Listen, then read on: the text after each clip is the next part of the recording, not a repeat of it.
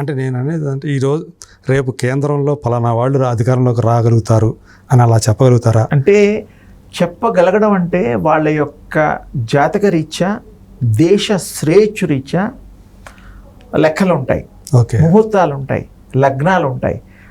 అవి చూసుకొని మనం అంటే జాతకం చెప్పేవాళ్ళు నిర్ణయం తీసుకోగలుగుతారు. మేము అలా ఇంతవరకు చెప్పలేదు. ఎందుకు చెప్పలేదంటే దానివల్ల ఇబ్బందులు ఎక్కువ ఉన్నాయి. ఇంకో వాళ్ళకి ఇబ్బంది, మీరు గొప్పవాళ్ళంటే మీరు ఎవరైతే గెలుస్తారని చెప్తారో వాళ్ళకి ఆనందం, అవతల వాళ్ళకి ఏమంటే వాళ్ళు మరి ఇది శత్రుత్వం తెచ్చుకోవడమే అవుతుంది. అందుకని వారి యొక్క కష్ట సుఖాలు ఎవరు మటుకు వాళ్ళే పడాలి. ఆ పార్టీ వాళ్ళు మంచి పనులు చేశారనుకోండి తప్పకుండా నెగ్గుతారు. ఇంకోరు సరిగ్గా చేయలేదనుకోండి ఆటోమేటిక్గా ఓడిపోతారు. అయితే మీకైతే తెలుసు రేపు ఆంధ్రప్రదేశ్లో అధికారంలోకి ఆంధ్రప్రదేశే కాదు, ప్రపంచంలో ఏ మూల ఏం జరిగినా మాకు ఒక ఆ యొక్క సాధన వల్ల తెలుస్తాయి. ఓకే, తెలియకపోవడం అనేది లేదు. కానీ మేము వాటి మీద ఇష్టం ఉండదు. మాకు ఇష్టం ఏంటంటే మనుషులు మారాలి, మనుషుల హృదయాలు మారాలి, మంచి ప్రవర్తన, మార్పు రావాలి, సమాజంలో మార్పు రావాలి. అది మంచికే, చెడు మార్పు వద్దు. అందరూ బాగుంటే ఇంకా మీకు జాతకాలతో పని ఉంటుంది. కడుపు నిండా అన్నం తినే ఉద్యోగాలు చేయడానికి, ఇల్లు కట్టుకోవడానికి ఇల్లు వాకిలి అన్నీ ఉంటే వాడు ఇంకా దేని మీద ఆశపడతాడు? ఏది లేనప్పుడే మాకు బట్టలు లేవండి, మాకు అన్నం లేదండి, ఇల్లు లేవండి, డబుల్ బెడ్రూమ్ 3 బెడ్రూమ్ ఇవన్నీ ఏదో ఇస్తున్నారు కదా పాపం. ఆ ఇల్లు లేని వాళ్ళకే ఆ బాధలు, ఇల్లున్న వాళ్ళు అడగరు కదా. అలా ఉంటుంది. ఇల్లు ఉన్నవాడు కూడా ఇప్పుడు రాయొచ్చు, ఎందుకంటే ఏదో పేర్లు పెట్టచ్చు. అదే అవును, అది తప్పు కదా. మరి మీకు ఒక ఇల్లు సరిపోతుంది కదా, 2 ఇళ్ళు ఎందుకు? ఒక్కో ప్రాంతంలో అడ్రస్లు కూడా వేరే వేరే రాసేసి మరి ఇలాంటి అప్లికేషన్స్ ఇస్తూ ఉంటారు. అలాంటివన్నీ పట్టుకొని వాళ్ళని మరి ఇది చేయాల్సింది గవర్నమెంట్ బాధ్యత. మానవులు వాళ్ళు చేయరు అవి, ఎందుకంటే వాళ్ళు కూడా కొంతమంది ఉంటారు, రకరకాల ఇబ్బందులు ఉంటాయి. ఒకటే నాన్న, మనకు కావాల్సింది దేశం శ్రేయస్సు, మానవ శ్రేయస్సు. అందరూ 4 చక్కటి పంటలు, మంచి నీరు, తర్వాత పర్యావరణము, ఎవ్వరికి ఇబ్బంది లేని సమాజం మనం కావాలి. దానికి అందరూ బాగుండాలి. అందరూ బాగుండడానికి మరి అలవాట్లు ఇవన్నీ మార్చుకోవాలి. ఆ యొక్క కంటికి కనబడినటువంటి దైవ స్వరూపం ఏదైతే ఉంటుందో ప్రకాశము, దాన్ని కూడా మనం ఆరాధించాలి. సూర్యుడిని ఆరాధిస్తున్నాం, ఆయనకి ఆ గోళంలా ఉంటాడు, దేవుళ్ళ మనం అనుకుంటున్నాం. అవును, ఉదయం ఆయన ఎదురుగా నిల్చొని మనం ధ్యానం చేస్తున్నాం, పొద్దున పూట నమస్కారం చేస్తే మనకు ఆరోగ్యం అని భావిస్తున్నాం కదా. ఆ కిరణాలు మనల్ని డి విటమిన్, కనీసం డి విటమిన్ అన్న ఇస్తాయి అని చెప్పేసి అనుకుంటున్నాం. అది కూడా మంచిగా మీకు ఇవ్వడమే కదా. విటమిన్ కూడా అదేమి భగవంతుడి ద్వారా వచ్చిందంటే ప్రతిరోజు మన శరీరం సూర్యరశ్మికి తగలేటట్లు చూసుకోవాలంటాం కదా, ఉండాలి. లేకపోతే తేజస్సు అనేది ఉండదు, పాలిపోతుంది శరీరం, చర్మం పాలిపోతుంది అంటారు కదా. సో ఇప్పుడు మీరున్నారు, మీరు ఎందుకని ఈ దివ్యశక్తి అనే ఈ మార్గంలోకి రావాలని ఎందుకు అనుకున్నారు అసలు? నేను హిమాలయాల్లో, మానస సరోవరు, గండకీ నది ఇలాంటి చాలా విశేషమైన ప్రాంతాల్లో నేను సంచరించాను, తపస్సు చేసుకున్నాను. ఓకే, తర్వాత యోగులతోనూ మహిమాన్వితమైనటువంటి 500 సంవత్సరాలు, 1000 సంవత్సరాలు ఇంకా పైబడ్డ ఏజ్ స్వామీజీలని నిజంగా ఉన్నారంటారా? లేరు అనేది లేదు. ఇప్పుడు యావరేజ్ 60-70 అయిపోయారు. ఈ ఫుడ్, ఈ కలుషితమైన నీరు, ఇవన్నీ ఇప్పుడు పరిస్థితి బాగా లేదు. ఇప్పుడు యావరేజ్ మనం 60-70 ఎక్కువ. అది అదృష్టం. ఒకప్పుడు మన పూర్వీకులు 100 తేలిగ్గా బతికేవారు. ఇప్పటికీ జర్మనీలోను, తర్వాత చైనాలోను, తర్వాత మీరు జపాన్లో అక్కడ కూడా మీకు అబౌవ్ 150 బతికిన వాళ్ళు ఎవరేజ్ ఉన్నారు. మరి వాళ్ళు తినే ఆహారము, వాళ్ళు థాట్లెస్, అంటే టెన్షన్స్ లేదు, జీవన శైలి, ఆహారం కూడాను చక్కటి ఆహారం, కల్తీ లేని ఆహారం. ఇంకా ఈ కల్తీ కూడాను ఇప్పుడు ఇతరులను ఇబ్బందించాలని, బాధ పెట్టాలని కాదు, కానీ ఇప్పుడు ప్రపంచం అంతా కూడాను నేచర్ ఫుడ్, గ్రీన్ ఫుడ్కి అలవాటు పడిపోతున్నారు, కూరగాయలకి. అవి ఫర్ ఎగ్జాంపుల్ మీకు చిన్న ఉదాహరణ చెప్తాను. ఒక గింజలు పెసర్లు కానీ లేకపోతే టమాటా కానీ ఇవన్నీ మనం వృక్షాలులోంచి ఆ గింజలు వేస్తే అవి మొలుస్తాయి ఎక్కడ పడితే అక్కడ. అలాగే ఇక్కడ ఆ యొక్క ఓ మాంసం ముక్కలు, ఇక్కడ పప్పు దినుసులు ఏదైనా సరే, శనగలు ఫర్ ఎగ్జాంపుల్ శనగల్ని మాంసాన్ని ఓ చోట పడేయండి చెత్తకుప్పలు. ఓ 4-5 రోజుల తర్వాత, వారం రోజుల తర్వాత చూడండి ఆ గింజలు మొలకలు వస్తాయి. అవును, ఎందుకు వస్తాయి? అందులో జీవం ఉంది, ప్రాణం అదే. మొలకలు వస్తాయి, మీరు చూడొచ్చు శనగిల్లో. మరి మాంసంలో చీమలు పడతాయి, కుక్కలు అవి కుళ్ళిపోయి దుర్వాసన వస్తుంది. అంటే అక్కడ మీకు తెలుస్తోంది తేడా. అది అంత బలమైంది కాదు, ఇది అంత శ్రేయస్కరమైంది కాదు. అది తినకూడదంటే ఆ అలవాటు ఉన్నవాడు ఎప్పుడో కాస్త కొంచెం తినండి. 10 ముక్కలు తినేవాడు 1 ముక్క తినండి. అది పూర్తిగా మానేస్తే ఇప్పుడు ప్రపంచంలో డాక్టర్లంతా కూడాను నేచర్ ఫుడ్ మీద పడ్డారు. ఎందుకు? ఇప్పుడు గ్రహించారు.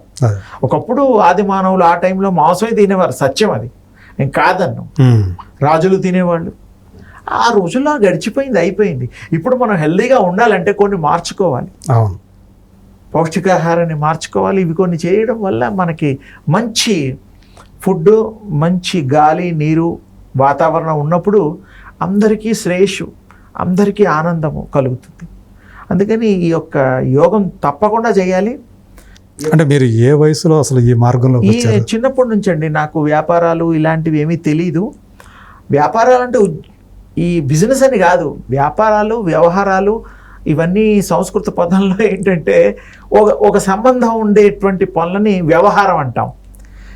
ఆ వ్యవహారాలు, వ్యాపారాలను కూడా వ్యవహారాల కింద తీసుకోవచ్చు. అంటే ఒకరి నుంచి ఒకరిని మనం మాట్లాడి వాళ్ళు సంప్రదించడం లాంటివి చేస్తే అది ఇది అవుతుంది. సలహా తీసుకోవడం కూడా, ఇవన్నీ కూడా వ్యవహారాలు, వ్యాపారాలు, ఒకరి నుంచి వస్తు మార్పిళ్ళు, ఇవన్నీ కూడా అదే అవుతుంది.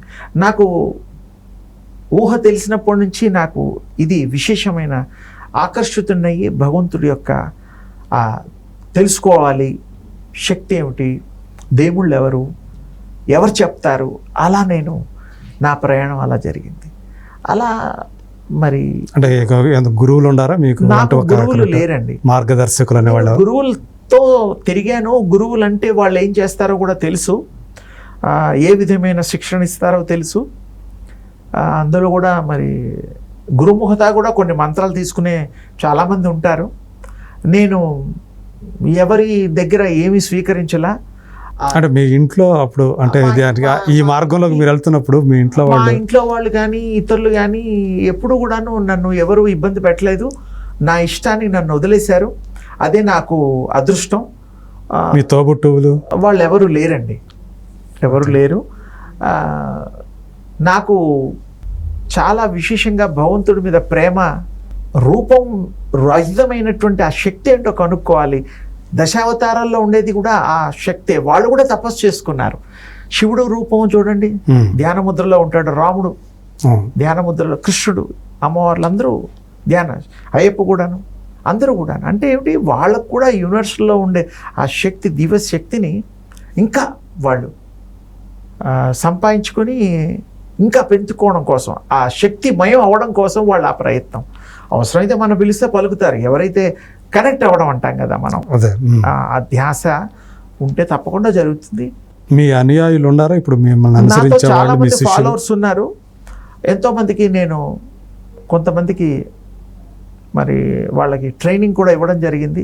రకరకాల ప్రాంతాల్లో ఉన్నారు, బాంబేలో ఉన్నారు, యుఎస్లో ఉన్నారు, చాలా చోట. అంటే ఒక ఆశ్రమం లాగా ఏమైనా పెట్టుకున్నారా? ఆశ్రమం అనేటువంటిది ఏమిటంటే, ఆశ్రమలో ఉండడం నాకు ఇష్టం లేదు. ఎందుకంటే ఒక చోటు ఉండేసరికి ఏమైపోతుందంటే మీరు లిమిట్ అయిపోతుంది. మీ దగ్గరికే రావాలి. నేను వెళ్తూ ఉంటాను, ఆహ్వానిస్తూ ఉంటారు. ఎందుకు అంటే శంకర భగవత్పాదుల వారు ఒక చోట లేరండి. అవును, 4 పెట్టి శంకరాచార్యుల వారే కదా ఆయన. శంకరాచార్య గారు 4 చోట్ల 4 పీఠాలు పెట్టి 4 శిష్యులకు అప్పచెప్పి అవన్నీ అందరికీ ఈ యొక్క ప్రపంచానికి దివిటీలాగా మన ఈ భక్తి సామ్రాజ్యాన్ని నెలకొల్పిన మహా శివస్వరూపుడు ఆయన. అది నాకు ఇష్టం. ఎందుకంటే ఒక చోటు ఉన్నాం అనుకోండి, మీరు ఆ ప్రాంతానికి ఇష్టపడిపోతారు, ఆ ప్రాంతం మీద మమకారం అవుతుంది. అందుకని వాళ్ళు చాతుర్మాస దీక్ష అవి ఇవన్నీ తిరుగుతూ ఉంటారు, ఒక చోట ఉండరు. ఏదైనా ఉండంగానే మమకారం ఎక్కువపోయి దాన్ని ఆ ప్రభావితం అయిపోతామని వాళ్ళు ఎక్కడ కూడా ఉండరు. ఆశ్రమాల్లో ఉన్నా కూడా ఆశ్రమాల్లో ఉండరు, ఏదో కొద్ది రోజులు ఉంటారు, తిరుగుతూ ఉంటారు. ఓకే. అందుకని మనం ఆ పద్ధతిలో ఉండాలి. అందరినీ మనం కలుసుకోవడానికి వీలుంటుంది. వాళ్ళు కూడా మన దగ్గరికి వస్తారేమో, కానీ మళ్ళీ నేను ఆశ్రమాలు అవి పెట్టాలంటే ధనం తీసుకోవాలి, ఒకరిని అడగాలి. నా దగ్గర ధనం లేదు. ఆ యొక్క భగవద్ ధనం ఉన్నది, అన్నిటికంటే గొప్పది, అందులో సందేహం లేదు. ఒకరికి చేయి చాచి అడిగితే మనం కింద అయిపోతుంది వాళ్ళకి, పైన ఇచ్చేవాడు పైన, పుచ్చుకునేవాడు కింద. అసలు మనకి వాళ్ళు ఎవరైనా ముందుకొచ్చి మనం చేద్దామండి, ఒక ఆశ్రమం నేను పెడతాం, స్థలం ఇస్తామంటే చేసుకోండి నాయనలారా, నేను నామమాత్రంగా దాన్ని సలహా ఇచ్చేంత వరకే కానీ నేను ఆ బాధ్యతలు తీసుకోను. ఇప్పుడు సత్య సాయిబాబా ఉన్నారు, ఆయన చాలా మరి 170 కంట్రీస్లో ఆయనది ఉందండి, ఉన్నాయి. ఆయనకి అందరూ కూడా వాళ్ళు స్వచ్ఛందంగా వచ్చి ఆయనకి డబ్బులు ఇచ్చారండి. ఆయన పాపం చాలా ఇప్పటికీ ఆ ట్రస్ట్ నడుస్తుందంటే చాలా తగ్గిపోయింది. ఎందుకంటే ఆయన ఉన్నన్ని రోజులు ఆ ప్రభ వేరు. ఇప్పుడు ఉన్నాయి, ఆయన ఉన్నప్పుడు ఉండే అంత ఉజ్వలంగా ఓ తరం మారిపోయింది. కాబట్టి అది మంచి సంస్థ, మంచిగా పాపం ఆయన యూనివర్సిటీస్ ఉన్నాయి, ఎయిర్పోర్ట్ ఉంది అక్కడ పుట్టపర్తిలో, చాలా మంచి సేవా కార్యక్రమాలు చేస్తున్నారు. ఎవరైనా ఏవో మహిమలు చేసేవారు అంటే చేసేవారు, కూడా ఉన్నాయి. కానీ ఏమిటంటే నేను ఎక్కువగా ఏంటంటే ఎవరి పర్సనల్ విషయాలు ఎవరిని కూడాను నేను వ్యక్తిగతంగా దూషణ భూషణాలు చెయ్యను. ఎందుకంటే వాళ్ళకి ఆ వివేకం ఉన్నప్పుడు, వాళ్ళు మంచి చెడును చేసే జ్ఞానం కలిగినప్పుడు వాళ్ళు మంచి చేయాలని నా ఉద్దేశం. ఒకరిని విమర్శించడం వల్ల అది గొడవే అవుతుందే తప్ప మనం చెబితే మారుతారండి, అలా అయితే చెప్తాం, మారేవాళ్ళు లేరు, కలియుగంలో అసలు లేరు. అందుకని వాళ్ళ జ్ఞానంతో వాళ్ళకి మార్పు వచ్చినప్పుడే ఆ పనులు జరుగుతాయి. తప్పకుండా మార్పు వస్తుంది. అక్కడ వెళ్ళదు నాన్న, ముళ్ళు ఉన్నాయంటాం, వెళితే ముళ్ళు గుచ్చుకున్న తర్వాత అమ్మ ముళ్ళు, అప్పుడు జ్ఞానం వస్తుంది. ఈ పని చేయొద్దురా అబ్బాయి అంటాం, చేస్తాడు, చేసిన తర్వాత వాడికి జ్ఞానం వస్తుంది కదా. అసలు మనం ముందర చెప్పినప్పుడు వింటే ఈ బాధలు ఉండవు కదా. అందుకని మా ఉద్దేశం ఏంటంటే మేము ఎవరిని కూడాను తోలనాడం, ఎవరిని విమర్శించాం, ఎవరిని కూడాను అందరినీ ప్రేమిస్తాం. అంటే అది సవ్యమైన మార్గమా అన్నప్పుడు, ఒకవేళ అపసవ్య మార్గం అన్నప్పుడు దాన్ని ఖండించాలి కదా. ఖండించాలి అంటే ఇప్పుడు వాళ్ళు మళ్ళీ దానికి ఏదో ఒకటి చెప్తారు. మీరు ఖండించినా వాళ్ళు దాన్ని కప్పిపుచ్చుకోవడానికి ఇంకో మాట చెప్తారు. ఇప్పుడు రాజుగారు ఎక్కువ, మొండివాడు ఎక్కువ అని అంటాం. మొండివాడు రాజు కంటే గొప్పవాడు. అలా ఉంటుంది పరిస్థితి. కొంతమంది వాగ్వివాదాన్ని దిగుతారు, దెబ్బలాడతారు, ఏమొస్తుంది, ఏమీ రాదు, టైం వేస్ట్. ఎవరిష్టం వాళ్ళది. ఎవరు ఎన్ని రోజులు భరించగలిగితే అన్ని రోజులు భరిస్తారు. ఓ రోజు రెవల్యూషన్ వస్తుంది, తథ్యం, అప్పుడు అన్నీ మారిపోతాయి. మనం మారుద్దాం అని నడుము కట్టుకొని పిడికిలి బిగించి పరిగెట్టి చేసేదేమీ లేదు. మీరు ఒక్కరే మిగిలిపోతారు. మీకు ఎవరన్నా ఆ ఐడియాలజీ, ఆ మెంటాలిటీ ఉన్నవాళ్ళు ఉంటే అప్పుడు ఒక సమూహం ఏర్పడితే అప్పుడు వాళ్ళు ప్రయత్నం చేస్తారు.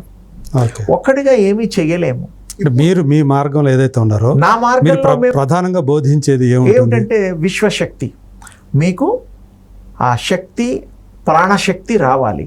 మీ లైఫ్ మీరు తెలుసుకోవాలి, మీ నిర్ణయం మీరు తీసుకోవాలి, మీ భవిష్యత్తును మీరు తెలుసుకొని తీర్చిదిద్దుకోవాలి. అనుగుణంగా మీరు అలా బ్రతికితే మీరే మీ భవిష్యత్తు తెలుసుకోగలుగుతారు. ఇప్పుడు కూడా మనం దైనందిక జీవితంలో తెలుసుకుంటాం, ప్రశాంతంగా బ్రతకగలుగుతారు. ఇప్పుడు మామూలుగా ఎన్ని ఒత్తిళ్ళు ఉంటాయి మనిషికి, ఉంటాయి, టెన్షన్స్ ఉంటాయి, ప్రెషర్స్ ఉంటాయి. ఇప్పుడు మీకు ఎందుకంటే చిన్న చిన్న విషయాల్లో మీకే అర్థమైపోతుంది. ఒకరిని చూస్తే మీకు అభిమానం ఇస్తుంది, ప్రేమ ఇస్తుంది, మంచి ప్లెజెంట్ వ్యూస్ వస్తాయి. ఆ వేవ్స్ కొంతమంది చూస్తే నచ్చరు మీరు, ఎందుకంటే ఏమో మొహం చూస్తేనో ఏదో తెలీదు, నచ్చరు. అంటే దాంట్లో ఆరా ఉంటుంది, శక్తి, మన చుట్టూ ఒక ఆరా ఉంటుంది. నేను చూడగలుగుతాను ఆరా, ఏ మనిషినైనా. చెట్లలో ఆరా ఉంటుంది, ఆరా లేనిది ఎక్కడా లేదు, అంతటా ఆరా నిండిపోయింది, తేజస్సు నిండిపోయి ఉంటుంది. అందుకని వాళ్ళల్లో కూడా ఆరాన్ని పెంచి వాళ్ళని కూడా శక్తి మంతుల్ని చేసి, శక్తి స్వరూపుల్ని చేసి వాళ్ళ భవిష్యత్తుని తీర్చిదిద్దుకునే దానికి ఇది ఉపయోగపడుతుందనేటువంటిది ఈ సాధన నా ఉద్దేశం.